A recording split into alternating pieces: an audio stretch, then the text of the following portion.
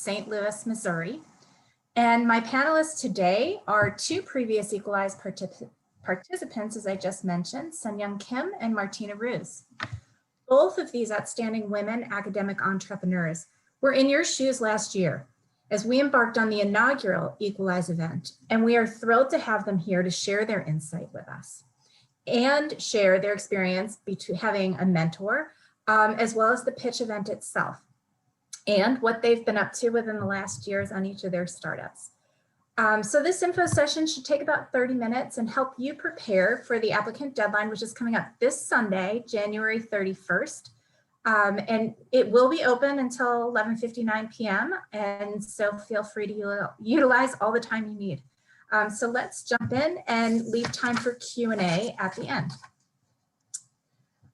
We have four main topics that I'll cover today based on frequently asked questions. Kristen Otto, who you might see on this panel as well, is the one that often fields the questions. So she's here just in case. And we're going to cover the Equalize process, and then Sunny and Martina will share their experiences from last year. And then all three of us will come back together for a Q&A. And so let's get started. Next slide, please. So I want to share with you first what Equalize is. Some of you might know based on what you've read, but it's always good to have a refresher. And to sort of give you the history. So Equalize was intended last year to be an in-person symposium and pitch event. And of course, everyone had to pivot like us. And our participants, because they were all expecting to be here in St. Louis, just like the rest of us. But we moved to a virtual platform last year, and it was tough, but I think we retained the intended value that we wanted in the Equalize event. So Equalize was always intended to be a pitch competition that was designed to take national action around the disparities seen in how women academic inventors start companies. And in order to do that, we partnered up with Osage University Partners. Osage, if you're unfamiliar with this venture organization, only invests in university startups. And so they understand this space of academic founders and university startups exceptionally well. Also, they had published and tracked data on the disparity of women and how they started companies out of university. So they were a natural partner for us. And they have been fantastic. Between Washington University and Osage, we really rallied to let people know what we were doing, to help them understand the value of the event. And we saw 57 applicants last year in 2020. And you can see on the right-hand side the distribution of these applications in per state. So we had 21 states and we had 36 universities. We were really excited to see all of the applications come in. From those applicants, we selected 12 participants, and they were in two categories, therapeutics and medical devices. Each of these participants was matched up with a mentor who had access to over the 6 months prior to the actual event. And if you look on the right as well, you'll see Elizabeth Doherty, who is she's in blue and she has the pearl necklace, and she's from the US Patent Office. And we were so lucky to have her as a keynote speaker last year. The USPTO has performed a lot of critical evaluations of their own operations and what we can do about the lack of women inventors and patentees. And they continue to do really good work in this space, looking at how they can spark diversity. So I would encourage you to head to their website to learn more about what they're doing. Can you move to the next slide, please, Kristen? Thanks. We had a strong commitment from venture, from other investors, from pharmaceutical companies and serial entrepreneurs who all wanted to be part of this event. And you can see the strength of the different players in this space. And we were so happy to have the selection of individuals we did. Many of these mentors and judges have re-upped for this year too. So we were excited to see that, because that meant that they found value in the event as well. All of the mentors had business and sector expertise, and they understood the world of academic startups. So I think that's really important as you think about do I want to apply here and what would be the value for me? So let's jump in. Where can you get the info? Well, you can get it at our website, equalize.wustl.edu. And the event is on September 22nd. However, as I mentioned, the applications are due this Sunday, January 31st. So I want to jump into common questions that Kristen frequently fields, and these might not be the questions that you have right now. We will reserve space for that at the end. So first thing I want to point out is that we've expanded the categories for this year.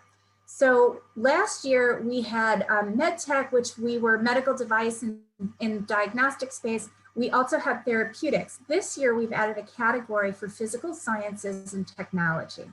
And this could be anything from a software play or a chip device to a new material that you've discovered or some application in the energy sector. So it's pretty broad, and feel free to ask us questions about that, but it's a pretty broad category. And we're trying to find mentors in lots of different spaces that can help this area. From the same criteria from last year that applies, that a team has to have a woman founder who has a current academic appointment at a research institution. Obviously, this is in line with the whole reason we started Equalize, was to launch more companies with women academic entrepreneurs. Other details are that the product concept can be no more than 4 years from an IND or product launch, obviously in different spaces, some are not regulated. We need to have at least one presenter that holds a pending or an issued patent or copyright. You don't have to actually have incorporated your company. Last year we had a couple of participants who had not started their company yet, but if the startup has been formed, then you can't have raised more than $1 million in outside money for that. And then you also need to be able to commit to about an hour per month. These were all done by Zoom last year, but recognize that sometimes there was value in the mentor and mentee team meeting more than once, and that is completely up to the mentors and mentees, but some of them did choose to meet more frequently. Okay, next slide, Kristen. And here's the timeline. So like I said, we've extended the deadline through January 31st. We will announce the participants in February, and we are anticipating about 6 in each category. In March and April, this is when we will have some educational seminars to help you learn some things that some of the applicants from last year, participants from last year, felt that they would have benefited from prior to actually engaging with their monthly mentor meetings. And then April through September, those will be the one-on-one meetings. And like I said, the pitch event is September 22nd. And just so you have a sense of what, and you will hear from Drs. Kim and Bruce, but from last year, we had a testimonial from one of our winners at Drexel University.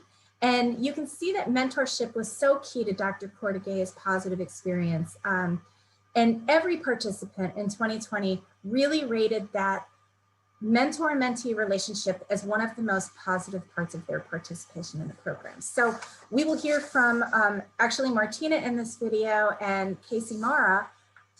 So yes, please play this video.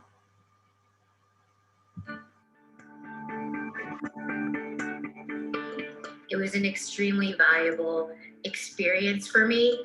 One of the most valuable parts of it was generating a pitch deck. What I had was, prior to Equalize 2020, was a very scientific pitch deck. And what I had after the 6-month program was a much more professional pitch deck. So it was really getting access to and benefit from a world-class network of distinguished entrepreneurs and biotech professionals, and also receiving first-hand advice and input from company incorporation to financing, and now all the way through building and growing the company. She spent so much time with me and really went through each of my slides one by one, listened to my practice pitch over and over, stayed in contact, even we're still in contact, when she finds something that she thinks would be of interest to me, or introduce me to someone in her network that she thinks will help me, that I can't put a value on that because it's invaluable. I would say I was really provided with a very safe and informal environment to learn obviously from the very best and to improve on my skill sets, which were until that point outside of my comfort zone. I think that the overall environment was incredibly supportive. And the mentors were there solely to support women and help women become successful in their entrepreneurial activities. Equalize provides an outstanding opportunity in a very safe environment to get accustomed to the language and processes of the startup world, to pitch and sell your amazing idea, and then to finally bring it to the market. Since then, I have pitched to a couple different investment groups, and one is now interested. So I'm very excited about that. And again, very grateful to everyone at Equalize 2020, and especially my mentor, Shova, for that opportunity. My mentor really helped me, and I would not have been able to build up our company so quickly and smoothly. And obviously, I will be forever grateful to Equalize for really providing this exclusive and outstanding opportunity. So I realized that it says apply by December 31st, but we extended that deadline. So I want to make sure that we all know we're shooting for this Sunday. So thanks to Casey and Martina for sharing this. I'd like to now introduce Dr. Sunny Kim. Dr. Kim is the professor at Louisiana State University School of Medicine. The maiden product of her startup, Chosen Diagnostics, is a diagnostic test for a deadly gut inflammatory disease in preemie babies. For Equalize 2020, Dr. Kim worked with her mentor, Elise Miller Hoffman, a principal at Cultivation Capital in St. Louis. Welcome again, Dr. Kim. We're so thrilled to have you here. Can you start by sharing with potential applicants why you applied for Equalize and what you got out of the program to advance your startup?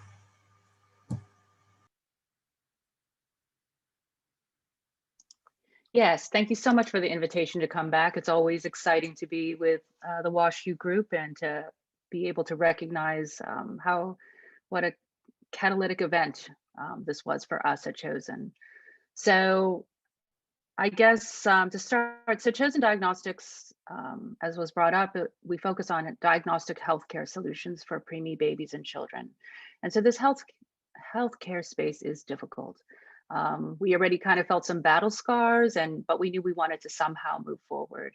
And as a professor and a spin-out founder, I found that at time it was difficult to justify the value of one arena to another. And as a female scientist rising through the ranks, you think that you understand how to get past certain obstacles, but the kind of hard-earned experience doesn't automatically grant you the knowledge on how to handle new ventures, such as really translating and commercializing your inventions. So Equalize was brought to my attention by my tech transfer office, and it was really, really highly recommended. And I think I've alluded to this now a couple of times. Ironically, it synergized with my only resolution for 2020 was to say yes to every opportunity thrown my way, whether I wanted to overthink it or overanalyze it or come up with a reason to do it or not to do it. The goal was just to say yes. And who knew that the pandemic would also be happening at the same time in 2020, and diagnostics were suddenly on the tip of everyone's tongue.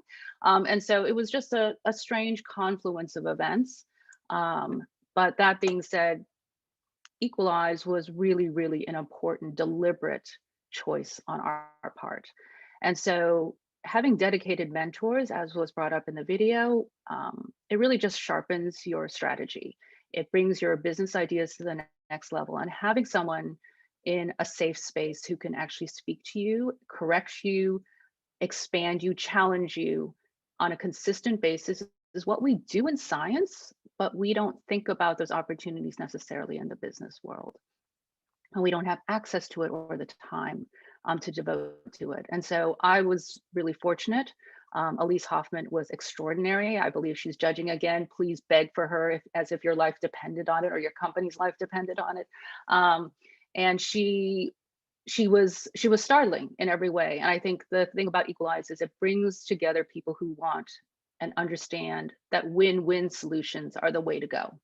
And so if your mentor, even if you don't know who it is and you have no idea how you're going to get paired up, and it sounds like a bad blind dating situation, the fact that everybody is invested for win-wins is key. And so you can't really go wrong. It didn't sound to me as if any single person in the finals group had a bad mentor. I think everyone had extraordinary experiences. And that's a testimony to the program, to the organizers, and how to find and filter this information. So to me, we met once a month. I guess in the last 2 months, we met more than once a month because Elise was really devoted to ensuring maximum impact for us. And so even after the event, I would say the mentoring continues. I still speak with Elise. Actually, even the judges spent about a total of 6 hours with me post-event and made valuable introductions. And so the kind of outcomes, I guess, are the pitch itself really brought us, ironically, the video feed on YouTube. Some other group watched it, and so it brought us a potential strategic partner to license our technology, and they have a global reach. They already manufacture, distribute, and market to hospitals. We were encouraged because of the event to participate in another national pitch competition. We also won that. And so these types of activities at the end fed into not necessarily confidence, but it enabled us to be prepared for additional activities within 2020. And so our product Neck Detect actually won a breakthrough device designation from the FDA. And a lot of this was understanding the language. And it sounds odd to say, you're talking to a regulatory body and how does talking to business investors help us? But it's getting out of your science language and explaining the value to different groups and getting practice at it and getting accustomed to it as if it was breathing in and breathing out. So we were excited about the FDA authorization. We went on in 2020 to get our first initial investor financed backing to commercialize the test. And right on the heels of this, we're in the middle of our Series A round. And we're excited. You know, we're poised and we're really optimistic. And so I think at the end, you can't go wrong spending an hour a month working with your mentors in Equalize. Thank you, Sunny. That was, it's always inspiring for me to hear the Equalize participants comment. And I'm so grateful that you found that. And to have breakthrough designation, we had one of that for our startups this year at WashU. And I can't tell you how excited, you know, us in the university space get when we start to see our startups really take off and launch. So wonderful on your Series A, and I'm wishing you luck, and I can't wait to hear more about it. Sorry, I want to make sure that we have time for questions. So I want to allow Martina to give her story. And I know that we heard a little bit about it in the video, but Martina started her career in hematology and oncology as an assistant professor at the University of California, Los Angeles. She has a startup called Sardona Therapeutics, and this startup discovers and develops first-in-class molecule drugs targeting RNA regulators to treat therapy-resistant cancers. She was mentored by Julie Charrington. Martina, we are excited for you to also be here. And I think your story has come a long way from where you started when you first applied. Before I turn the mic over real quick, I want to remind people to put your questions in the chat box, and because after Martina speaks, we will be available to answer them for you. So start to put them in there now, and Martina, please share your story with us. Thank you. Thank you for having me. It's, as Sonny said, always terrific to be with the WashU crowd. Congrats to Sonny as well. And I really have to say that WashU is doing an amazing job in how you're selecting your mentors. As Sonny said, I can just reconfirm, all of these mentors are 100% committed to your very own success and to make the very best out of your technology. I applied to Equalize last year, and in January 2020, I had a scientific pitch deck, which was probably more a conference presentation for a scientific keystone meeting or something like that. And there wasn't any company incorporated. We hadn't raised any money. There wasn't any team aside of myself and my two academic co-founders. And I met with Julie Charrington in February last year, and she was my mentor, and she is a very experienced biotech professional. And we worked together. Initially, we met once a month, and she was quickly willing to spend more time with me. And the more effort we put in, the faster it took off. And so we incorporated Sardona Therapeutics in May 2020. I started fundraising to venture capital groups around that time, and we got a lot of very valuable introductions. I got that from Julie, but then also from her network, because she was able to connect me with her network. Other mentors actually from Equalize also helped to provide key introductions, which in the end culminated to that we were able to close our first financing round in just before Thanksgiving last year. And I have now moved the whole company to the Bay Area. We are very excited. We are off to a great start in San Francisco. I have onboarded the first 2 scientists, and we are now working towards proof of concept studies on the first initial program, which we are currently licensing out of university. So the license will be obtained from University of California, which was developed within my own and my 2 academic co-founders' lab. And we are also then broadening the platform to really develop novel small molecule therapeutics that target RNA regulators very specifically, and we can treat diseases with very high unmet medical need, which can't be treated currently with other available therapeutics. If I'm thinking why you should apply, I can just reconfirm and reiterate what Sunny said. It provides you this very safe environment. These mentors are really committed to your success. It really provides you an opportunity to practice, to learn how to speak in the entrepreneurial language, how to communicate with venture capital groups, but then also corporate investors, that you're able to really bring to the point why your technology is critical to be developed into a new drug, into a new device, into a new diagnostic. And so I think this is the key aspect, what these mentors can help you to achieve and to really develop your skill set in that regard. And then Equalize is also a terrific platform, right? You get the opportunity to speak to hundreds of people, and with including high profile investors, major blue chip investors, and that really allows you to reach the public and the people you want to with your amazing technology.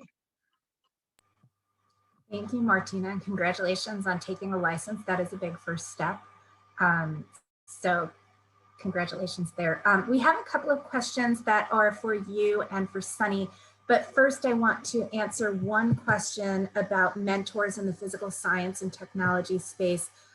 So we do not have the mentors currently listed on the Equalize site. I just looked at that, but we do have 2 committed right now.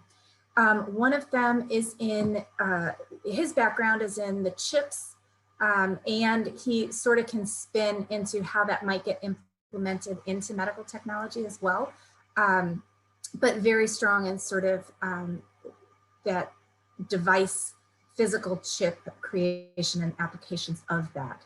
And one of the things that we're doing with the physical sciences space, because it is so broad, is that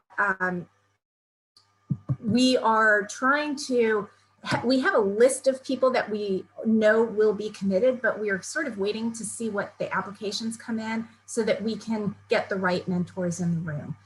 So we do have a list of mentors. We have a couple that are committed because they're versatile, but we want to wait and see what the applications look like in the room. So the other questions that we have are, what tips do you have for making this initial application as strong as possible? So I'll let Martina and Sunny answer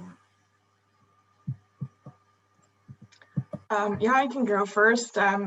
I think just put all your passion in and try your very best to show what a terrific technology you have, whether it's a diagnostic, therapeutic device, whatever. I think Christian, Nicole, and all the other leaders at Equalize who will evaluate your application, they are very familiar in how this academic applications look like, and they will be able to extract the necessary information to really value your application. So if you do your best, put your passion in, and send over the pitch deck you think is the very best, then I think they will totally get it.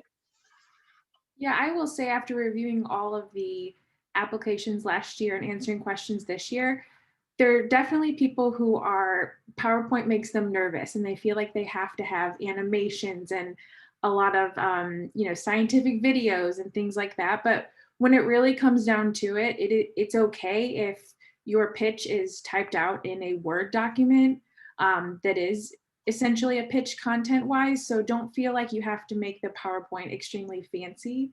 The content is what's most important to our reviewers. Yeah, and I think that's a good point, Kristen, because last year we did have different types of applications. Some were PowerPoint, not all of them were, and it did not disqualify anybody from getting in. Sunny, do you have any comments here? No, I think Martina said it really eloquently. I think having this community at WashU that's very familiar with the academic as well as the commercialization space really changes the judging criteria compared to other types of pitch competitions. And I think they're very, very savvy. So passion, I agree, is number one. Thank you. The other question, sorry. Maybe I can also, I mean, everyone can watch the video, what we presented last year. And what Christian said, there were no fancy, even at the very final stage of the pitch, no fancy videos, just 10 very simple PowerPoint slides with figures like you would put it into paper. And I think everyone has that who works on a technology. So that's more than enough. And I didn't have a board, I didn't have a CEO, like I just had a very academic presentation. So thank you. Another question, and maybe Sunny, we can start with you here. How have you balanced your academic roles as you embarked on these entrepreneurial opportunities? Well, I want to hear Martina's answer for this one. I think, I don't think balance is the right word. I think it's a question of, it's being maybe more tactical and strategic about the, not necessarily importance, but your goals for each one. And so I think for me, I mentioned my resolution in 2020 is not to take my foot off the brake. For 2021, it's actually intentional action. And so that probably speaks to the misbalance between my roles right now. And I would say, but it's possible. And I don't have a large team. And I manage a lot of MDs around the different clinical sites. And so that takes up actually an extraordinary amount of time outside, probably the bulk of my time, rather than the commercialization or the academic space in my formal laboratory. But it's a challenge. Awesome. Martina, do you want to provide a last answer for us? I know we're at time here. I'm I can just speak for myself. I'm just very passionate what I'm doing, and it's the science what drives me, and I'm living that every day and every moment. And so at the end, if it's fun, and you love to work also in your free time. I have to admit, I don't have family, no kids. And so that made it a little easier for me, especially in this very challenging 2020 for many moms. But I think it's just go for the max you want to do and you can do. And if you're passionate about it, it will work out for very sure. All right, I'm going to have Thank to you. follow up on that. So I do have children. I do have dogs. I have a husband, and all of them are easy, but yet so demanding at the same time. And speaking about passion and purpose, I think that is the final motivator. So in November, actually, I was reached out by a mother who lost her baby to this disease. And to hear somebody who just lost their child and looking for me 36 hours later and demanding a solution, what are you going to say? So you figure out how to find, quote unquote, your balance or your misbalance, and you figure out how to find your purpose and intention. And the problems that we all collectively and all of you are trying to solve are real. And so you will find a way. Thank you. Thank you both for your thoughts here. There was one more question in the chat that I tried to answer. So please just take a look at the written answer there. Thank you everyone for joining us. Thank you, Sunny and Martina. Thank you for Kristen, who works tremendously behind the scenes, and nobody has any idea how hard she works. We're going to wrap up, but if you have questions, please get on the equalize.worcester.edu website. You can contact us through there, and we're happy to get on the phone with you. So thanks again, everybody. Have a great morning or afternoon. Thank you.